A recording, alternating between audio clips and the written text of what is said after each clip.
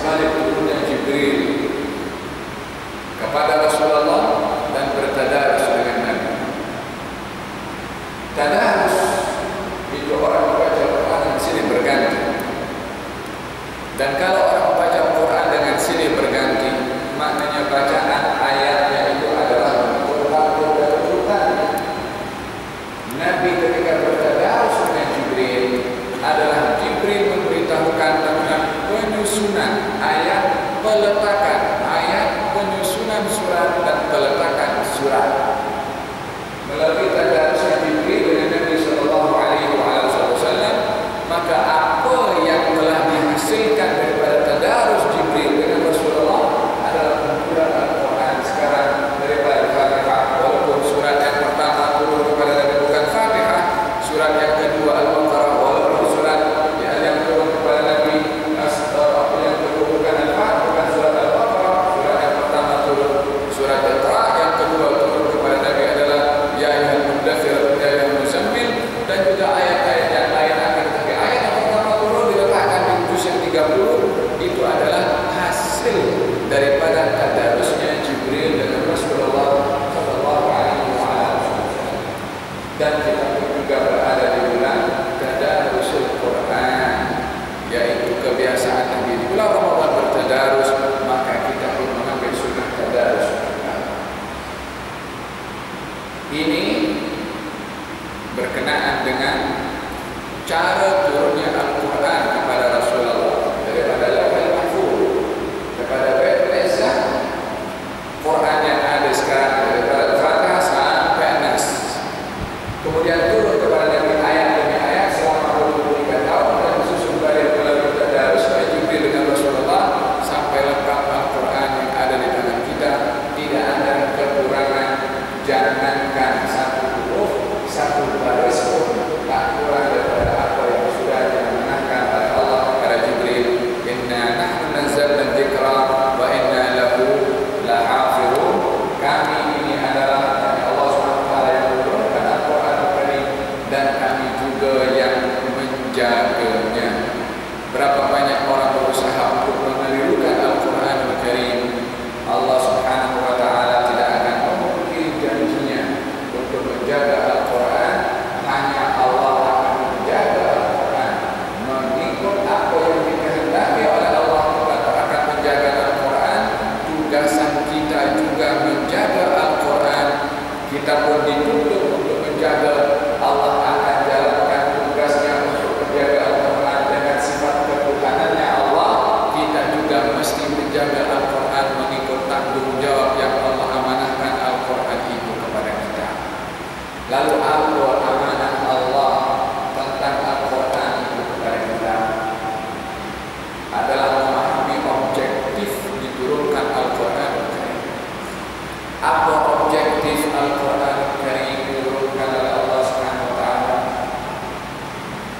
Secara general ada 4 objektif Al-Quran itu diturunkan oleh Allah Subhanahu wa taala. Dan itu diungkapkan di dalam ayat Al-Quran Al-Karim yang kita ingin bahaskan sedikit demi sedikit berkenaan dengan ayat tersebut. Yang pertama, sebagai mau'izah. Yang kedua adalah sebagai penawar. Yang ketiga sebagai hidayah. Yang keempat sebagai rahmat. Allah Subhanahu wa taala berfirman dalam Al-Quran Al-Karim, Ya ayyuhan nas, qad ja'atkum maw'izatun min rabbikum wa shifaa'un lima fis sudur wa hudan wa rahmatun lil mu'minin. Wahai sekalian manusia, datang kepada kamu mau'izah. Kita selalu kalau ada cara-cara macam ini dikatakan mau'izah hasanah, nasihat yang baik. Mau'izah adalah wasiyat al-khair, wasiat kebaikan. Itu namanya mau'izah, nasihat. Orang kalau ingin menyampaikan nasihat dan isi kandungannya kata-kata yang baik,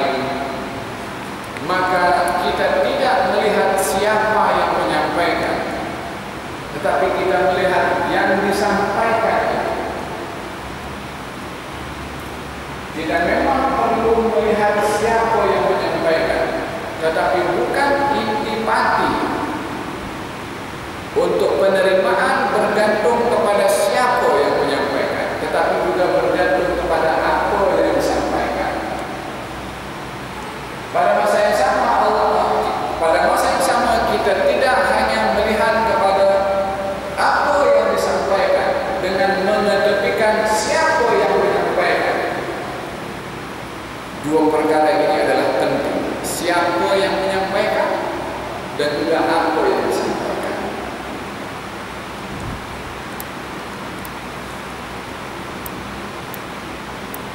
Sayyidina Ibnu Sirin berkata, seorang tabi'in dalam Sahih Muslim, dia berkata, "Inna hadzal ilma dinun fanzuru amman ta'khuduna dinakum." Sesungguhnya agama ini atau ilmu ini adalah agama. Maka hendaklah kamu melihat daripada siapa kamu ambil agama itu. Daripada siapa, melihat siapa yang menyampaikan. Ini dari satu aspek, memerhatikan siapa yang menyampaikan. Tapi bukan berarti kalau kita dah tahu siapa menyampaikan, apa saja yang disampaikan kita berterima. Tidak. Karena Nabi SAW atau dalam kata-kata hikmah, kita tidak disuruh untuk mengambil kebaikan melainkan setelah tahu siapa yang menyampaikan. Tetapi kita disuruh untuk mengambil kebaikan walaupun kita tak tahu siapa menyampaikan, selagi yang disampaikan perkara yang baik. Kalau kita kenal pasti orang yang menyampaikan orang yang baik, pasti yang disampaikan adalah baik. Tapi belum tentu penyampaian yang baik itu kita tahu yang menyampaikan adalah orang baik.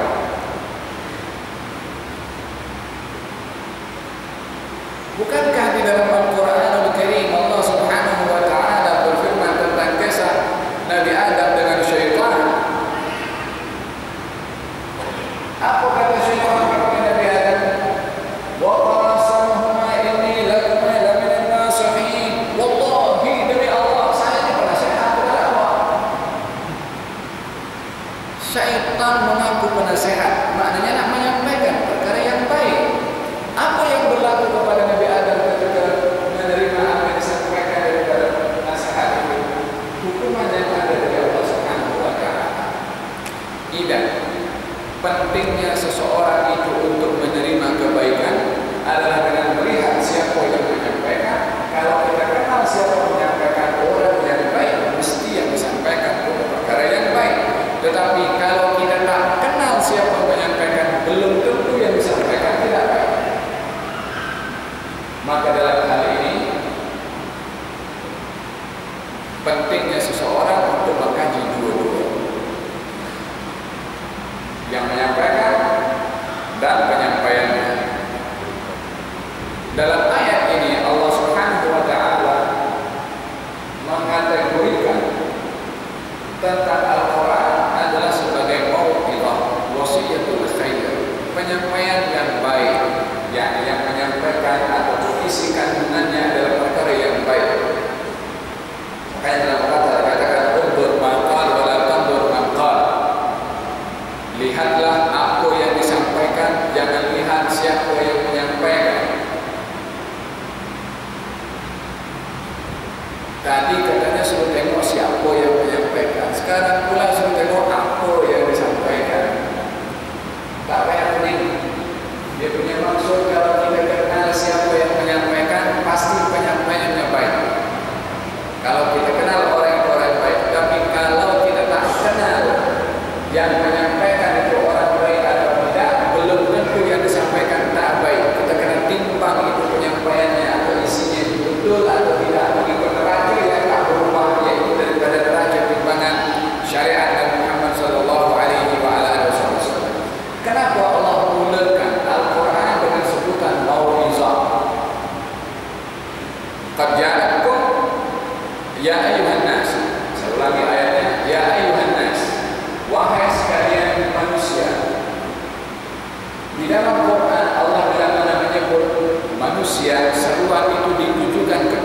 manusia, maka ia merangkumi kepada orang beriman dan tidak beriman. Tapi bila mana ditujukan kepada orang yang beriman, adalah akan disebutkan wahai orang yang beriman. Dan bila mana seruan datang daripada Allah kepada orang yang beriman, mesti di dalamnya adalah perintah atau larangan. Tetapi bila mana seruannya kepada manusia, merangkumi beriman dan tidak beriman, adalah bersifat ikhbar, pemberitahuan, ancaman kepada perkara-perkara yang akan berlaku di masa akan datang. Dalam ayat ini Allah menyeru, ya ayyuhan nas, wahai sekalian manusia yang beriman dan yang tidak beriman, laki-laki ataupun perempuan. Adakah jin termasuk? Ya, jin termasuk juga. Qad ja'akum mau'izatun min rabbikum, datang kepada kamu mau'izah. Di sini Allah ingin memberitahukan tentang isi kandungan Quran adalah perkara yang baik. Walaupun mereka yang tidak beriman kepada Allah, tidak meyakini kepada Allah, tidak meyakini kewujudan Allah Subhanahu wa taala, juga diminta untuk melihat bahwasanya isi kandungan Quran. Kalau kamu tak percaya kepada Allah, tidak beriman kepada Allah sebagai yang menurunkan Al-Quran, tapi dikatakan Quran ini adalah kata-kata penyampaian yang baik. Kembali kepada apa yang saya katakan, walaupun tidak kenal kepada siapa yang menyampaikan, belum tentu yang disampaikan tidak baik. Allah ingin menarik minda akal orang-orang yang tidak beriman kepada Allah Subhanahu wa taala. Kamu jangan terlebih dahulu menolak kepada Al-Qur'anul Karim karena kamu tidak percaya kepada Allah, karena isi kandungan Quran itu perkara yang baik. Seperti mana kita kalau dinasihatkan oleh orang, walaupun orang itu tidak beriman, kita orang belajar ke university, lecture, kita bukan orang yang beriman umpamanya, tapi apa disampaikan perkara yang baik, kita tolak atau kita terima? Kita terima. Walaupun yang menyampaikan itu tidak beriman kepada Allah Subhanahu wa taala. Mungkin lecture first time datang ke kita punya kelas dan menyampaikan, atau kita hadir dalam satu seminar yang disampaikan oleh orang bukan Islam, tak kenal pun kita kepada orang itu, tapi bila mana apa disampaikan perkara yang baik, kita akan ambil.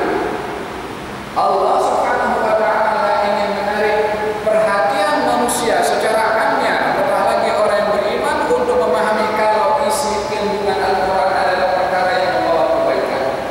Pemberitahuan, walaupun belum boleh diterima kalau kita diberitahukan bahwasanya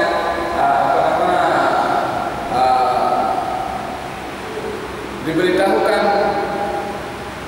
kalau kereta ini adalah baik, laju, kita belum tentu percaya akan baiknya ini kereta sebelum kita mencuba. Tapi pada masa yang sama kita tak tolak karena kita belum tahu. Allah Subhanahu wa taala ingin mengajak kepada orang-orang atau manusia supaya melihat kepada Al-Quran isinya adalah perkara yang baik. Kalau kamu tidak percaya, buktikan, jangan dikaji isi kandungan Al-Quran. Baginda Rasulullah ketika berhijrah pergi ke Taif, dan di Taif sudah wilayah yang baik, baginda pun keluar kepada Taif, berhenti di sebuah pokok, kemudian Nabi salat di situ. Dalam keadaan Nabi ingin menyampaikan Quran kepada orang Taif dan ditolak. Akan tetapi setelah Nabi salat di bawah pokok, yang beriman makhluk yang lain daripada jin.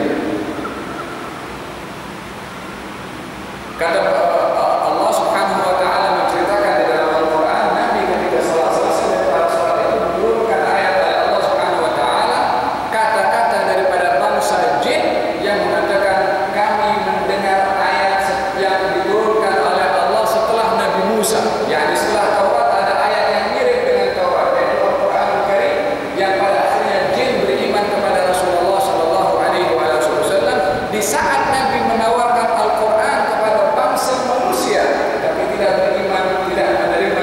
Yang menerima adalah golongan daripada bangsa jin, sebab di dalamnya adalah mau'izah, ada kata-kata penyampaian yang baik. Dan ini status Al-Quran yang pertama. Mau'izah adalah memberi nasihat yang baik. Yang kedua adalah wasyifa'un lima fis sudur, penawar kepada apa yang ada di dalam dada, yakni hati. Hati ini adalah merupakan tempat iman.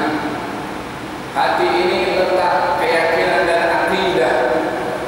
Maka Al-Quran diletakkan oleh Allah dalam matlamat dan objektif yang kedua adalah untuk menyembuhkan penyakit akidah, penyakit keraguan-raguan kepada Allah Subhanahu wa Ta'ala, penyakit tidak percaya akan kewujudan Allah Subhanahu wa Ta'ala. Adakah Al-Quran hanya untuk mengobati penyakit akidah sahaja? Memang tentunya Al-Quran adalah penawar kepada penyakit akidah dan penyakit bukan akidah, termasuk penyakit fisikal. Melihara salah seorang berkata, saya heran kepada orang yang terkena penyakit sedih, susah, tidak rujuk kepada firman Allah Subhanahu wa Ta'ala, wa nada fi dhulumat an la ilaha illa anta subhanaka inni kuntu minadh dhalimin. Saya heran kalau ada orang susah hati, sedih, kemudian tidak mengambil penawar daripada Al-Quran, bacaan la ilaha illa anta subhanaka inni kuntu minadh dhalimin, yang mana ayat ini dibaca oleh Nabi Yunus ketika berada dalam perut ikan dalam keadaan sedih dan susah. Allah Subhanahu wa Ta'ala berfirman setelah Nabi Yunus mengucap demikian, fanajjaynahu minal ghammi wa kadzalika nunjil mu'minin. Kami selamatkan Yunus daripada kesusahan dan kesedihan, dan dengan zikir itu juga kami Allah akan selamatkan orang-orang yang beriman. Allah beritahu dalam Al-Quran bahwasanya orang yang susah hati akan diselamatkan oleh Allah daripada kesusahannya dengan zikir Nabi Yunus. Maka kata seorang yang alim ini mengatakan, saya heran kalau ada orang susah hati tak baca zikir ini, sementara terkandung di dalamnya penawar.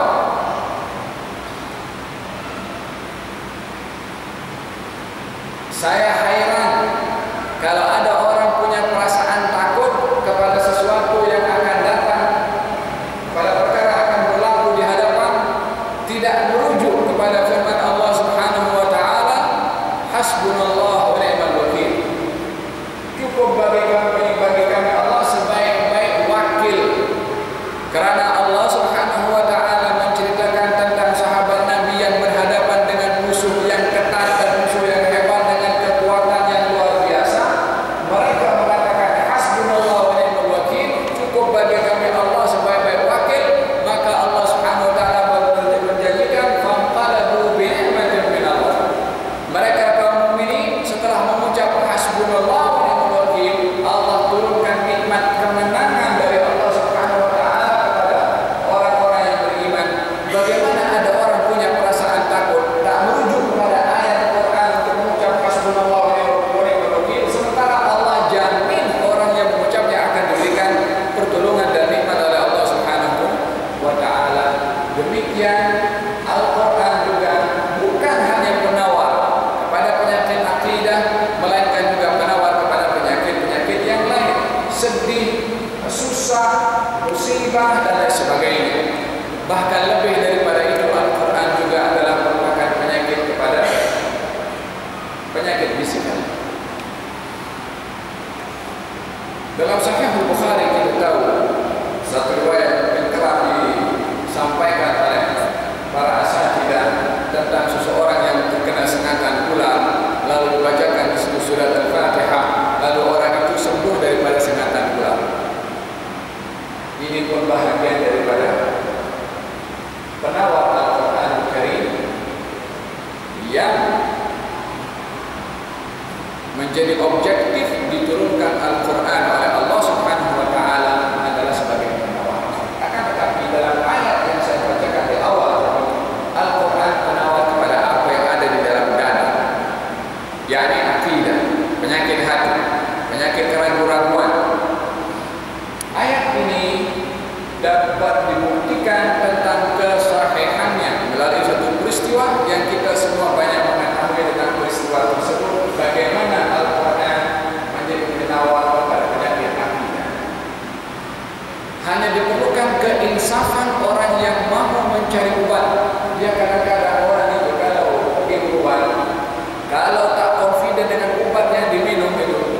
dia tak berkesan kepada dirinya, tapi ke sifat confident kepada obat yang diminum. Maksud confident itu bukan meyakini obat ini mendatangkan kebaikan.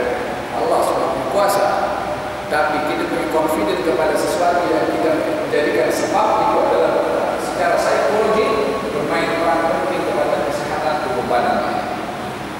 Sayyidina Umar bin Khattab radhiyallahu anhu yang keluar daripada rumahnya dengan menggunakan pedang dan ingin membunuh kepada Rasulullah sallallahu alaihi wasallam, yang kemudian berjumpa dengan salah seorang. Ketika ditanya bagaimana wahai Umar, dia beritahukan tentang bunuh orang yang sudah keluar daripada agama nenek moyang yang Rasulullah sallallahu alaihi wasallam. Maka kata orang itu mengatakan, kamu sibuk nak bunuh kepada dia, sementara ada perempuan kamu pun beriman kepada dia. Sayyidina Umar yang tidak mengetahui akan hal itu datang ke rumah adik perempuannya, ingin memastikan kebenaran berita kalau adik perempuannya beriman kepada orang yang akan dibunuh oleh Sayyidina Umar bin Khattab, yaitu Rasulullah. Maka sampai di rumahnya mendengar ada suara-suara, yang ketika itu mereka sedang membaca Al-Quran Al-Karim. Maka Sayyidina Umar ketika mengetuk pintu, didengar suara ketukan pintu. Ini adalah ketukan pintu Sayyidina Umar. Guru yang mengajar Al-Quran itu melompat sembunyi di bawah katil untuk mengelak daripada tindakan Sayyidina Umar yang memang dikenal dengan seorang yang keras.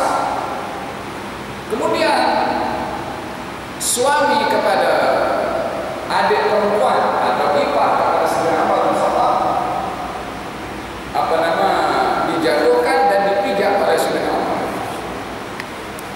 Istrinya atau adik perempuan Sayyidina Umar yang berusaha untuk mengetepikan ataupun mengelak kepada Sayyidina Umar agar supaya tidak berbuat demikian, tangan Sayyidina Umar akhirnya mengenal kepada adik perempuannya sehingga keluarlah darah daripada muka adik perempuan Sayyidina Umar. Barulah di situ. Dahulu adalah perkara aib kalau orang perempuan. Sekarang pun juga tak boleh, bukan mulai sekarang boleh. Maka Sayyidina Umar melihat apa yang ditinggalkan itu dalam perkara yang di luar kawalan dan perkara yang salah dilakukan. Maka Sayyidina Umar pun mulai agak timbul belas kasihan dan akhirnya mengatakan kepada adik perempuannya untuk memberikan apa yang dibaca sebentar tadi, yang pada akhirnya diserahkan oleh adiknya. Maka dibacakan dalam waktu mereka sedang membaca surat Al-Qur'an, dibaca oleh Sayyidina Umar bin Khattab ayat demi ayat sehingga sampai kepada firman Allah Subhanahu wa taala, "Qul innani ana Allah," katakan sesungguhnya aku adalah Allah, sembahlah aku dan jangan kamu menyekutukan aku, wa aqimus salata li dzikri, dan tunaikan salat untuk kamu mengingati aku. Di situ berhenti Sayyidina Umar bin Khattab radhiyallahu anhu sambil wajahnya berubah daripada keberangan dan kemarahan menjadi wajah yang sudah mulai luluh dan ingin mencari kebenaran. Dengar suara intonasi suara itu mulai reda dan ingin mencari kebaikan. Sahabat Nabi yang mengajarkan Quran yang sembunyi tadi keluar dan mengatakan, "Absyir ya Umar, sesungguhnya saya mendengar Rasulullah bersabda, Allahumma a'izzal Islam bi ahadil Umarain." Ya Allah, muliakan Islam ini dengan salah seorang yang bernama Umar. Yang pertama adalah Umar bin Khattab, yang kedua adalah Amr bin Hisham, yaitu Abu Jahal. Yang kedua-dua namanya adalah Ain bin Ra. Hanya saja bezanya, yang satu Umar, yang satu Amr. Apa beza Umar dengan Amr? Dari segi tulisan, kalau Umar Ain bin Ra, kalau Amr Ain bin Ra waw. Waw di akhirnya. Itu namanya bacaannya Amr, baca Umar. Kalau Umar 3 huruf, kalau Amr 4 huruf. Maka Nabi pernah bersabda, Allahumma a'izzal Islam bi ahadil Umarain. Ya Allah, muliakan Islam ini dengan salah seorang bernama Umar bin Khattab dan Amr bin Hisham. Hidayah Allah lebih mengenal kepada Sayyidina Umar bin Khattab yang pada akhirnya memeluk kepada agama Islam. Penyakit yang ada pada awalnya akidah yang menyebabkan neraca kepada hati kalau sakit ini tak boleh menilai kebenaran. Seperti mana neraca timbangan kalau rosak tak boleh menimbang sesuatu dengan tepat wazannya, dia punya kadar timbangan itu. Demikian hati manusia yang menjadi neraca untuk menimbang kebaikan dan keburukan. Kalau hati ini tidak bersih, tidak baik, maka hati itu tidak boleh menimbang dengan benar. Oleh karena itu Allah Subhanahu wa taala menjadikan Quran sebagai syifa bima fis-sudur, penawar kepada penyakit di dalam hati akidah ini, supaya apa yang akan diceritakan oleh Allah di dalam Quran berkenaan dengan perkara-perkara yang zahirnya susah untuk diterima oleh akal, tetapi kita boleh menerimanya disebabkan oleh karena neraca yang ada di dalam, yaitu hati, neraca iman, percaya bahwasanya apa yang disampaikan oleh Allah Subhanahu wa taala adalah semuanya benar. Kita tidak pernah tengok kepada neraka, kita tidak tengok kepada syurga, tapi apakah yang menyebabkan kita percaya kepada neraka dan syurga sementara kita tak tengok? Kita punya keimanan. Kita tahu di situ ada sirat, di situ ada mizan, ada timbangan, di situ ada telaga Nabi, di situ pintu langit ada pintu, di situ ada syurga punya pintu, neraka punya pintu, ada malaikat. Kita pun tak pernah tengok itu semua. Apa yang menyebabkan kita percaya? Sebab hati kita sudah beriman kepada Al-Quran. Maka dengan demikian Al-Quran diletakkan yang kedua objektifnya oleh Allah Subhanahu wa taala adalah untuk menjadi penawar kepada penyakit akidah. Maka seseorang yang beriman kepada Al-Quran mesti hati dan akidahnya itu bersih dan selamat, tidak akan meragukan apa saja berita yang disampaikan oleh Allah Subhanahu wa taala dalam Al-Quran. Objektif yang kedua. Objektif yang ketiga adalah hudan, hidayah. Dan dalam surat Al-Baqarah yang saya bacakan tadi pun juga diberitahukan tentang firman Allah Subhanahu wa taala, "Syahrul Ramadan alladzi unzila fihi al-Qur'an hudan lin-nas." Bulan Ramadan, bulan turunnya Al-Quran, hidayah untuk manusia. Dalam ayat ini diletakkan hudan, hidayah.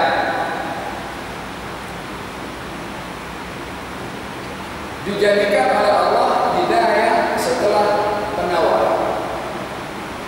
Karena kalau seseorang terobati penyakit hatinya, maka mudah untuk mendapatkan hidayah. Sebagaimana contoh yang saya katakan tadi, kita percaya surga ada, karena itu hidayah daripada Allah Subhanahu wa taala. Setelah hati kita percaya Quran itu benar, walaupun tidak dapat pada surga.